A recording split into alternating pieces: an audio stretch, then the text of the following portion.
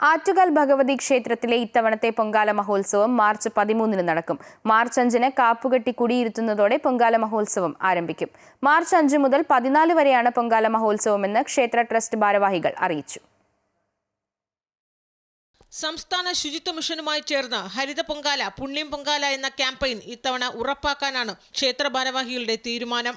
March 4 മുഖ്യമന്ത്രിയുടെ അധ്യക്ഷതയിൽ അവലോകന യോഗം ചേരും. മാർച്ച് 5 രാവിലെ 10 മണിക്ക് കാപ്പുകെട്ടി കുടിയിരുത്തുന്നതോടെ പൊങ്കാല മഹോത്സവത്തിന് തുടക്കമാകും. മാർച്ച് 13 വ്യാഴാഴ്ച രാവിലെ 10:15 പണ്ടാര അടുപ്പിൽ തീ പകരും. ഉച്ചയ്ക്ക് 1:15 നിവേദിക്കും. ക്ഷേത്രവളപ്പിലെ വേദികളിൽ നടക്കുന്ന കലാപരിപാടികൾ മാർച്ച് 5 വൈകിട്ട് 6 മണിയോടെ ആരംഭിക്കും.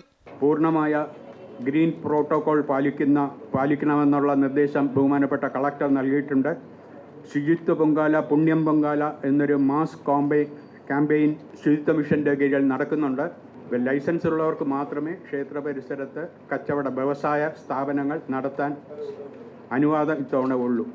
അതുമാത്രമല്ല, അന്നദാനം ചെയ്യുന്നത് സാമൂഹ്യ സംഘടനകളുടെ അന്നദാനം, ബാക്കി റെസിഡൻസ് അസോസിയേഷൻ്റെ ആഹാരം ഭക്തജനങ്ങൾക്ക് കൊടുക്കുന്നത്, ഇവ കാര്യങ്ങൾക്കെല്ലാം തന്നെ ഫുഡ് ആൻഡ് സേഫ്റ്റി ഡിപ്പാർട്ട്മെൻറ്റ് കാലാകാലങ്ങളിലുള്ള പരിശോധനകൾ നടത്തുന്നുണ്ട്. ഈ വർഷം കുത്തിയോട്ടത്തിനായി 592 ബാലന്മാരാണ് ഉണ്ടാകുക. പൂർണ്ണമായും ഹരിതചട്ടങ്ങൾ പാലിക്കുന്നതിന്റെ ഭാഗമായി ക്ഷേത്രവളപ്പിലെ കച്ചവട സ്ഥാപനങ്ങൾക്ക് ഇത്തവണ ലൈസൻസ് നിർബന്ധമാക്കും. ഭക്ഷ്യവസ്തുക്കൾ വിതരണം ചെയ്യുന്ന സന്നദ്ധ സംഘടനകൾ, ഭക്ഷ്യസുരക്ഷാ വകുപ്പ്, നഗരസഭ, പോലീസ് സ്റ്റേഷൻ എന്നിവിടങ്ങളിൽ നിന്നും അനുമതി തേടേണ്ടതുണ്ട്. സുരക്ഷ ഉറപ്പാക്കുന്നതിനായി 4000 പോലീസുകാർ ഡ്യൂട്ടിയിലുണ്ടാകും. അമൃത ന്യൂസ്, തിരുവനന്തപുരം.